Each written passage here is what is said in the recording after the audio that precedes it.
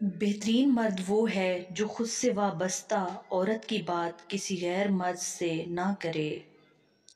عورت ایک ایسی کتاب ہے جسے ہر مرد پڑھنا چاہتا ہے، مگر پڑھنے کا سلیقہ چند مردوں میں ہے۔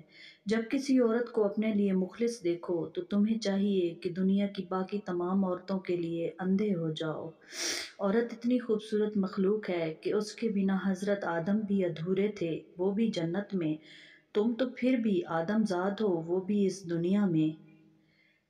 باپ کے بعد شوہر اللہ کی جانب سے عورت کے لیے چنا گیا مضبوط ترین سہارا ہے۔ مرد کبھی بھی اس عورت سے مطمئن نہیں ہوتا جس کی دو چیزیں چھوٹی ہوں، ایک اس کی سوچ، دوسری اس کی آنکھیں۔